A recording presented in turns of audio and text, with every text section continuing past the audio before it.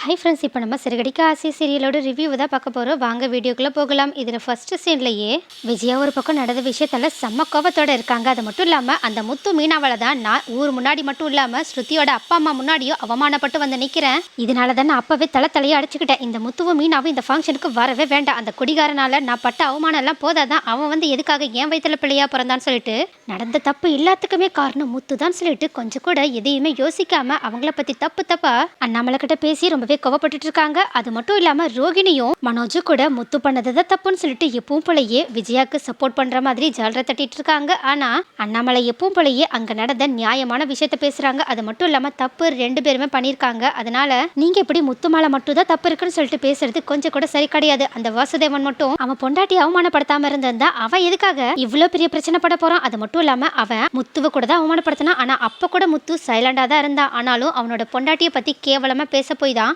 அவன் இப்படி கோவத்தில் அப்படி பண்ணிட்டான். அது மட்டும் இல்லாமல் யாருனாலும் பொண்டாட்டிக்கு ஏதாவது ஒன்றுனா இப்படி தான் பண்ணுவாங்க. ஆனாலும் முத்து பண்ணது ஒன்றும் நான் முழுசாக சரின்னு சொல்ல வரல. ஏன்னா எனக்கு தெரியும் முத்து இந்த மாதிரி ஒரு பெரியவங்களை கை ஓங்கி அரைஞ்சது தப்பு தான்னாலும் அவனோட பக்கம் இருக்க நியாயத்தையும் நம்ம புரிஞ்சுக்கணும்ல அப்படின்னு சொல்கிறாங்க. உடனே இதை கேட்ட விஜயா எப்பவும் போலயே மறுபடியுமே முத்து மேலேயே குறை சொல்லிட்டு இருக்காங்க. அது மட்டும் இல்லாமல் அந்த முத்து வாழை இப்போ பாருங்க ஸ்ருதியும் ரவியும் இந்த வீட்டை விட்டு போயிட்டாங்க. இதுக்கப்புறமா அவங்க இந்த வீட்டுக்கு வரவே மாட்டாங்க. அது எப்படி அவங்க பொண்ணை இந்த மாதிரி ஒருத்தர் இருக்கிற வீட்டுக்கு அனுப்பி வைப்பாங்க. அது மட்டும் இல்லாமல் ரவி அவ்வளோதான், இதுக்கப்புறம் இந்த வீட்டுக்கு வரவே மாட்டான். அவன் அந்த வீட்டோட மாப்பிள்ளையா அங்கேயே போயிட்டான்னு சொல்லிட்டு வருத்தப்பட்டு இருக்க. உடனே இதை கேட்ட அண்ணாமலையும் அப்படிலாம் ஒன்றும் ரவி பண்ண மாட்டான், அவன் கொஞ்ச நேரத்தில் ஸ்ருதியோட இங்க வந்துருவான் பாருன்னு சொல்லிட்டு உடனடியா ரவிக்கு கால் பண்றாங்க. ஆனா ரவியோ விஜயா பயந்த மாதிரியே ஸ்ருதிக்கு சப்போர்ட்டிவா பேசிட்டு அவங்கள செம்மையா அவாய்ட் பண்ணிட்டு போன் காலை கட் பண்ணிடுறாங்க. அதனால அண்ணாமலையுமே வருத்தமா இருக்க பக்கத்துல இருந்த விஜயாவோ ரவி என்ன பேசியிருக்கான்னு சொல்லிட்டு அண்ணாமலை மூலியமா தெரிஞ்சுக்கிட்டு இது எல்லாத்துக்குமே காரணம் அந்த பூக்காரியும் முத்துவும் தான் அப்படின்னு சொல்லிட்டு ரொம்பவே கோபமா உட்காந்துருக்க. அப்ப கரெக்டா முத்துவும் மீனாவும் உள்ள வர உடனே செம்ம கோபத்தோட இருந்த விஜயாவோ எப்பவும் போலயே முத்துவு மீனாவையும் செம்மையா கத்த ஆரம்பிக்கிறாங்க. அது மட்டும் இல்லாம நீ எதுக்காக இந்த வீட்டுக்கு வந்த, இதுக்கப்புறமா நீ இந்த வீட்டுல இருக்கவே கூடாது, ஒழுங்கு மரியாதையா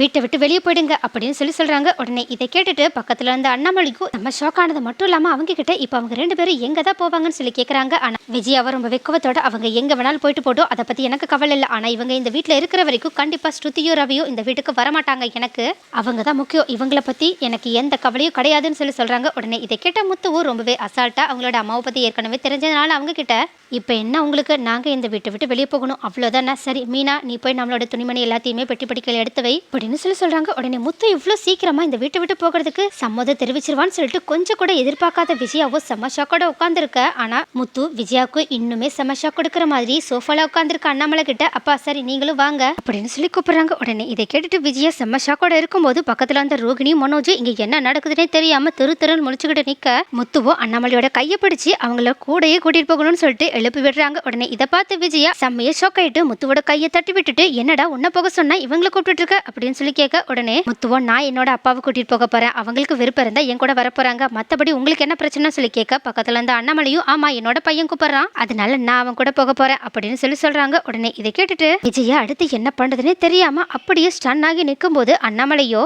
ரொம்பவே கூலா மீனா கிட்ட மீனா என்னோட துணிமணியை எடுத்து வச்சிருமா அப்படின்னு சொல்லிட்டு இருக்காங்க. ஆனா மீனாவோ தயக்கத்தோட நடக்கிறது எல்லாத்தையுமே பார்த்துக்கிட்டு அப்படியே நின்றுட்டு இருக்க. உடனே அண்ணாமலையோ என்னம்மா நான் உங்க கூட வரது உங்களுக்கு பிடிக்கலையான்னு சொல்லிட்டு கேட்க. உடனே மீனா அப்படிலாம் இல்லம்மாமா, நீங்க எங்க கூட சேர்ந்து வெளியே வந்தா எனக்கு சந்தோஷம் தான், அது எங்க கூடயே இருக்க போறீங்கன்னா எனக்கு ரொம்ப பெரிய சந்தோஷம் தான், ஆனாலும் எங்க கூட வந்து நீங்க கஷ்டப்படுவீங்களோன்னு தான் எனக்கு தயக்கமா இருக்குமாமா அப்படின்னு சொல்றாங்க. உடனே இதை கேட்ட அண்ணாமலையோ என் பையன் என்னெல்லாம் கஷ்டப்பட விட்டுற மாட்டான் அப்படிதானே முத்து அப்படின்னு சொல்லிட்டு முத்து கிட்ட சொல்ல. உடனே முத்துவோ மீனா கிட்ட பாத்தியா மீனா எங்க அப்பாக்கு என் மேல எவ்வளவு நம்பிக்கைன்னு, நீயும் என் மேல நம்பிக்கை வச்சு என் கூட ரெண்டு பேரும் சேர்ந்து வாங்க, நான் கண்டிப்பா உங்க ரெண்டு பேரையுமே நல்லபடியா பார்த்துப்பேன் அப்படின்னு சொல்றாங்க. உடனே மீனாவுமே முத்துவோட வார்த்தைகள்ல எப்பவுமே நம்பிக்கை வைக்கிற மாதிரி இந்த தடவையுமே நம்பிக்கை வச்சு உடனடியா முத்து சொன்ன மாதிரியே அவங்களோட துணிமணி எல்லாத்தையுமே பேக் பண்ணி எடுத்துட்டு வந்துடுறாங்க. அது மட்டும் இல்லாம அங்க நின்றுட்டு இருக்க விஜயா கிட்ட நான் இதுக்கு முன்னாடி உங்ககிட்ட ஏதாவது அவமரியாதையா நடந்துட்டு இருந்தேன்னா என்ன மன்னிச்சிருங்க, அது மட்டும் இல்லாம எனக்கு முழு நம்பிக்கை இருக்கு, ஒரு நாள் இல்லைன்னா ஒரு நாள் நீங்க என்னை பத்தி கண்டிப்பா புரிஞ்சுப்பீங்க, அப்ப கண்டிப்பா என்கிட்ட வந்து ஒரு மருமக கிட்ட எப்படி பேசுவீங்களோ அதே மாதிரி பேசுவீங்க, அது மட்டும் இல்லாம நான் உங்களை இது வரைக்குமே என்னோட அம்மா ஸ்தானத்துல தான் பார்த்திருக்கேன், இதுக்கப்புறமும் அது மாற போறதில்லன்னு சொல்லிட்டு முத்துவை பாக்குறாங்க. உடனே முத்துவுமே சரிப்பா கிளம்பலாமான்னு சொல்லிட்டு அவங்க அப்பா கிட்ட சொல்லவே உடனே அண்ணாமலையோ சரி உங்க அம்மா கிட்ட சொல்லிட்டு வா அப்படின்னு சொல்றாங்க. உடனே முத்து இவங்களை இது நாள் வரைக்கும் என்னோட அம்மாவா தான் நினைச்சிட்டு இருந்தேன், அம்மாவா நினைச்சு இவங்க மேல நிறைய பாசத்தை காட்டிட்டேன், ஆனா இவங்களுக்கு இதுக்கு முன்னாடி என்ன சுத்தமா பிடிக்காதுன்னு தான் நினைச்சேன், ஆனா என்ன மகனா கூட மதிக்கலன்னு இப்ப புரிஞ்சுக்கிட்டேன், அதனால இதுக்கப்புறமா அம்மா பையன் பாசம் எதுக்கு அப்படின்னு சொல்லிட்டு விஜயா கிட்ட இது நாள் வரைக்கும் எனக்கு சோறு போட்டதுக்கு உங்களுக்கு ரொம்பவே நன்றி, அதுக்கான காசை நான் சீக்கிரமா உங்களுக்கு தந்துருவேன், அது மட்டும் இல்லாம இதுக்கப்புறமாவும் இந்த முத்து முட்டாள்தனமா அம்மா பாசத்துக்காக ஏங்கிக்கிட்டு இருக்க மாட்டா, மாட்டேன், ஏன்னா எனக்கு அம்மாவே இல்லைன்றது இன்னையிலேருந்தே முடிவாயிடுச்சுன்னு சொல்லிட்டு வா மீனா போகலாம் அப்படின்னு சொல்லிட்டு மீனாவோட கையையும் அவங்களோட அப்பாவோட கையையும் பிடிச்சிட்டு அங்கிருந்து கிளம்பி போறாங்க. ஆனா முத்து இப்படி பேசிட்டு போனதுனால விஜயாவோ ரொம்பவே குற்ற உணர்ச்சியோட தவிச்சிட்டு இருக்காங்க. ஆனா இன்னொரு பக்கமும் மனோஜ் மூலியமா ரவிக்கு இந்த மாதிரி முத்து மீனா அவங்க அப்பான்னு 3 பேருமே விட்டு விட்டு போயிட்டாங்கன்ற விஷயம் தெரிய வருது. உடனே இதனால பதறி போன ரவியோ இந்த விஷயத்த ஸ்ருதி கிட்ட சொல்ல உடனே ஸ்ருதியும் ரவி கிட்ட பண்ண தப்புக்காக அந்த முத்து விட்டு விட்டு போறது கூட எனக்கு கவலையே இல்லை, ஆனா என்ன உங்க அப்பாவும் மீனாவும் விட்டு விட்டு போயிட்டாங்களே தான் எனக்கு வருத்தமா இருக்குன்னு சொல்லி பேசிட்டு இருக்காங்க. அது மட்டும் இல்லாம ரவி இப்போதைக்கு நம்ம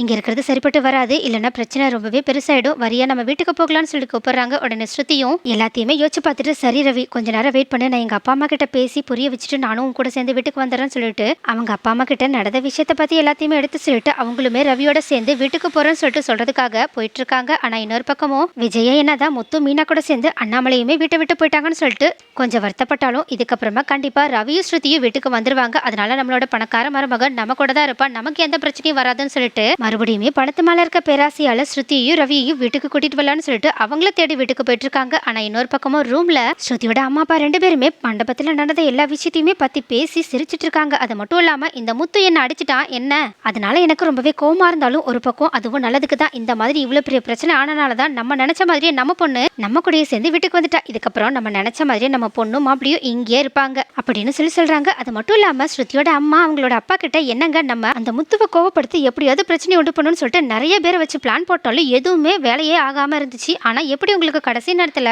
அந்த முத்துவோட பொண்டாட்டி மீனாவை பயன்படுத்தி இந்த விஷயத்த செய்யணும்னு தோணுச்சுன்னு சொல்லி கேட்க உடனே ஸ்ருதியோட அப்பாவுமே நீ தான் சொல்லிட்டு இருந்த அந்த முத்துவை எப்படியாவது கோவப்படுத்தி இல்லைன்னா குடிக்க வச்சு எப்படியாவது நம்மளோட காரியத்தை சாதிச்சுக்கலான்னு, ஆனா அதுல எனக்கு கொஞ்சம் கூட நம்பிக்கையே இல்லாம இருந்துச்சு, ஏன்னா அந்த முத்து ஏதாவது ஒரு விஷயத்த செய்யணும்னு முடிவு பண்ணிட்டா அதை செஞ்சே தீருவான், அதனாலதான் நீங்க போட்ட பிளான் எல்லாமே சொதப்பிக்கிட்டே இருந்துச்சு. அதுக்கப்புறமா தான் நான் நல்லா யோசிச்சேன் அந்த முத்துக்கு என்ன வீக்னஸ்ன்னு பார்க்கும்போது அவனோட பொண்டாட்டி மீனா தான், அவளுக்கு மட்டும் ஏதாவதுனா கண்டிப்பா அவனோட கோபத்தை அடக்கவே முடியாது. அது மட்டும் இல்லாம ஏற்கனவே ஸ்ருதியோட ஃப்ரெண்ட்ஸ் மூலியமா ஸ்ருதியும் ரவியும் மண்டபத்துல இல்லன்ற விஷயம் எனக்கு தெரியும், அதனாலதான் சரியான நேரத்துல இந்த மாதிரி மீனாவை அவமானப்படுத்தி முத்துவன் நல்லா ட்ரிக்கர் பண்ணி விட்டா, அதனால கரெக்டா நம்ம பொண்ணு வர நேரம் பார்த்து அந்த முத்து என் மேல கோவப்பட நம்ம பொண்ணுமே அது எல்லாத்தையுமே பார்த்துட்டு என் மேல இருக்க பாசத்தால நம்ம எப்படி நடந்துப்பான்னு நினைச்சோமோ அப்படியே நடந்துக்கிட்டான்னு சொல்லிட்டு சிரிச்சிட்டு இருக்காங்க. அப்போ கரெக்டா வீட்டுக்கு ஸ்ருதியை கூப்பிட்டு போகலான்னு சொல்லிட்டு வந்த விஜயாவோ இவங்க 2 பேரும் இப்படி பேசுறது எல்லாத்தையுமே கேட்டுட்டு செம்ம ஷாக்கோட நின்னது மட்டும் இல்லாம ரொம்பவே கோவத்தோட நீங்களா இப்படி பண்ணுவீங்க நான் கொஞ்சம் கூட எதிர்பார்க்கல, பெரிய விட்டு சம்பந்தியா இருக்கீங்களே, கண்டிப்பா உங்களுக்கு ஏதாவது மரியாதை தெரிஞ்சிருக்கும் நினைச்சா இப்படி கீழ்த்தனமா பிளான் போட்டு என்கிட்ட இருந்து என்னோட பையனை பிரிக்கணும்னு நினைக்கிறீங்களே, உங்களுக்கு கொஞ்சம் கூட மனசாட்சியே கிடையாதா அப்படின்னு சொல்லிட்டு சென்டிமெண்டா பேச ஆரம்பிக்கிறாங்க. ஆனா ரொம்பவே பண திமிர்ல இருக்க ஸ்ருதியோட அம்மா அப்பாவும் ரொம்பவே தெனாவட்டோட இப்போ உங்களுக்கு உண்மை தெரிஞ்சிச்சுன்னு சொல்லிட்டு நாங்க பயப்படுவோம் மட்டும் நினைக்காதீங்க, எங்களோட பொண்ணு எங்க பக்கம் இருக்கா, அவ கண்டிப்பா நீங்க என்ன சொன்னாலும் நம்ப மாட்டேன், நாங்க சொல்றது மட்டும் தான் நம்புவோம், அந்த அளவுக்கு நாங்க என் பொண்ணை வளர்த்து வச்சிருக்கோம், அது மட்டும் இல்லாம இதுக்கப்புறமா உங்க பையனையும் நீங்க மறந்துடுங்க, ஏன்னா அவங்க 2 பேருமே இனிமே எங்க கூட தான் இருப்பாங்க அப்படின்னு சொல்லிட்டு அப்புறம் என்னோட பொண்ணை வச்சு என்னோட சொத்தை எல்லாத்தையுமே அடையலான்னு சொல்லிட்டு நீங்க ஒரு கேவலமான பிளான் போட்டீங்கல்ல, இதுக்கப்புறமா அது எதுவுமே நடக்க போறது இல்ல அப்படின்னு சொல்லிட்டு ஒழுங்கு மரியாதையா நீங்களே இங்க இருந்து வெளியே போறதா உங்களுக்கு மரியாதையா இருக்கும், அப்படி இல்லைன்னா நாங்களே நாயை அடிச்சு துரத்துற மாதிரி உங்களை வெளியே துரத்த வேண்டியதா இருக்குன்னு சொல்லிட்டு சொல்றாங்க. அது மட்டும் இல்லாம இதை கேட்ட விஜயாவோ ரொம்பவே மனசு வருத்தத்தோட தலகுனிஞ்சு அங்க இருந்து கிளம்பி போகும்போது எல்லாருக்குமே ஷாக் கொடுக்கற மாதிரி நில்லுங்க அங்கே நில்லுங்கன்னு ஒரு வாய்ஸ் கேக்குது. உடனே இந்த வாய்ஸ் கேட்டதும் எல்லாருமே சடனா திரும்பி பார்க்க அது வேற யாரும் கிடையாது ஸ்ருதி தான், ஏன்னா ஸ்ருதி இவ்வளோ நேரம் நடந்த எல்லா விஷயத்தையுமே பார்த்துட்டு செம்ம கோவத்தோட நின்றுட்டு இருக்காங்க. உடனே இதை பார்த்து ஸ்ருதியோட அம்மா அப்பா 2 பேருமே செம்ம ஷாக்கோட ஸ்ருதி கிட்ட ஏதோ பேசுறதுக்காக போறாங்க. ஆனா ஸ்ருதியோ அவங்க அம்மா அப்பாவோட பிளான் ஃபுல்லாவே தெரிஞ்சதுனால ரொம்ப வெக்கோவமா அவங்க கிட்ட நீங்களாம் இந்த மாதிரி ஒரு விஷயத்த பண்ணுவீங்கன்னு நான் கனவுல கூட நினைச்சு பார்த்தது இல்ல, உங்களெல்லாம் நான் என்னோட மனசுக்குள்ள எந்த பொசிஷன்ல வச்சிருந்தா தெரியுமா, ஆனா அது எல்லாத்தையுமே நீங்க உடைச்சிட்டீங்க, இதுக்கப்புறமா உங்களை என்னோட அம்மா அப்பான்னு சொல்றதுக்கே வெக்கமா இருக்கு அப்படின்னு சொல்றாங்க. உடனே இதை கேட்டுட்டு ஸ்ருதியோட அம்மா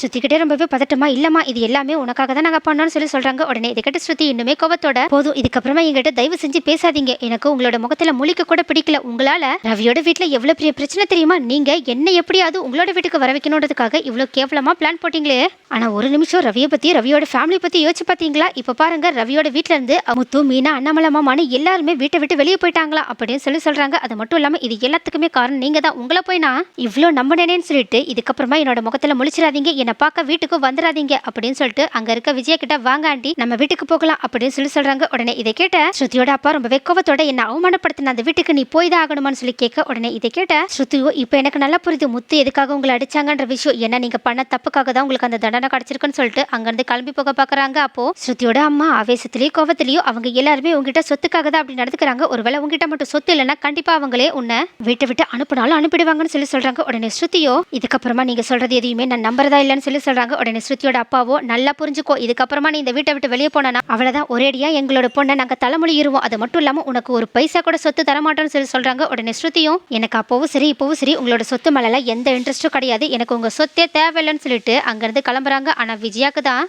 தலையில இடி விழுந்த மாதிரி இருக்கு. மனசுக்குள்ளேயே என்ன இந்த பொண்ணு சொத்தே வேண்டான்னு சொல்லிட்டு வராளே, ஒருவேளை இவங்க சொல்ற மாதிரியே இவளுக்கு சொத்தே தராம ஏமாத்திட்டாங்கன்னா என்ன பண்றதுன்னு சொல்லிட்டு யோசிச்சுட்டு இருக்காங்க. நெக்ஸ்ட் என்ன நடக்கும்? ஒரு வழியா ஸ்ருதிக்கு அவங்க அப்பா அம்மாவும் பத்தின உண்மை தெரிய வந்துருச்சு. அது மட்டும் இல்லாம அவங்களோட சொத்தே வேண்டான்னு வந்துட்டு இருக்காங்க. ஆனா விஜயாக்கு தான் இது ரொம்ப பெரிய ஷாக்கா இருக்கும். ஏன்னா ஒரு பக்கம் என்னடானா முத்து மீனா அண்ணாமலைன்னு 3 பேருமே விட்டு விட்டு போயிட்டாங்க. இன்னொரு பக்கம் என்னடானா ரோகிணியோட மலேசியா அப்பா கிட்ட இருந்து எப்படியாவது காசை கறக்கலான்னு பார்த்தா அவங்களோட அப்பா வரவே இல்லை. ஏன் ரோகிணிக்கு மலேசியா அப்பா இருக்காங்களான்னு சந்தேகம் வர ஆரம்பிச்சிருச்சு. அதுக்கும் மேல இப்ப என்னடா ஸ்ருதி சொத்தே வேண்டான்னு சொல்லிட்டு விஜயாக்கு ஷாக் மேல ஷாக்கா கொடுத்துட்டு இருக்காங்க. அடுத்து விஜயா என்னதான் பண்ண போறாங்க? அடுத்து முத்து மீனா அண்ணாமலைன்னு 3 பேருமே விஜயாவோட வீட்டுக்கு வருவாங்களா? அப்படி இல்லனா அவங்க ஒரேடியே விஜயாவோட வீட்டுக்கு வரமாட்டேன்ற முடிவுல தீர்க்கமா இருக்க போறாங்களா? அடுத்து என்னதான் நடக்க போகுதுன்றத அடுத்த வீடியோல பார்க்கலாம்.